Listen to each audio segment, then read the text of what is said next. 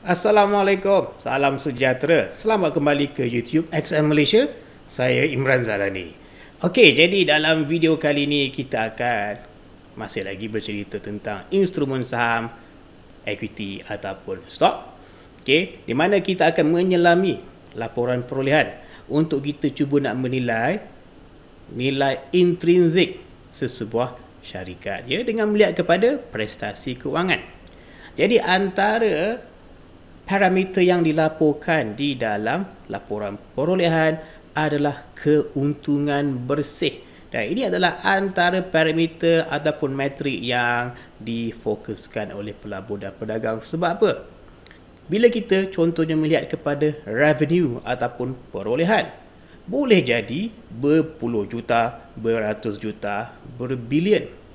Tetapi kadang-kadang bila ditolak dengan kos operasi, bila ditolak dengan segala-gala kos-kos yang tersembunyi dan sebagainya, kadang-kadang revenue yang berbilion-bilion ni akhirnya hanya menghasilkan kerugian.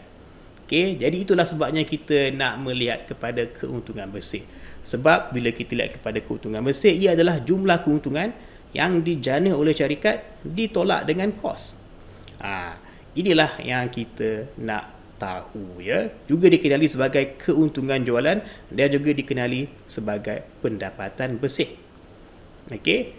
Ia juga bukan sahaja menggambarkan keuntungan yang dihasilkan oleh syarikat, tapi menggambarkan juga kecekapan syarikat dalam menggunakan pekerja, menggunakan bekalan ataupun resources untuk menghasilkan produk dan servis.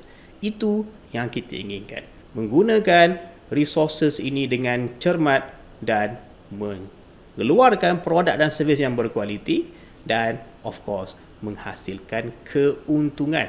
Itu yang investor, trader suka dengar. Okay? Mereka suka dengar keuntungan bersih. Lagi besar keuntungan bersih, lagilah besar ataupun lebar senyuman pelabur dan pedagang. Okay?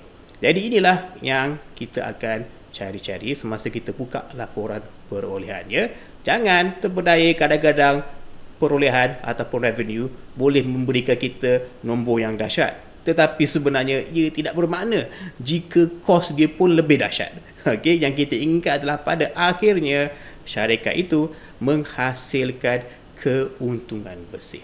Bila ada keuntungan bersih, barulah boleh diagihkan kepada pemegang saham dalam bentuk dividen ataupun dalam bentuk pembelian semula share, ataupun kita lihat kepada kenaikan harga saham tersebut. Sebab apa? Investor yang lain bila dengar tentang keuntungan bersih, mereka akan mengerumuni saham tersebut ya. Jadi itulah dia keuntungan bersih.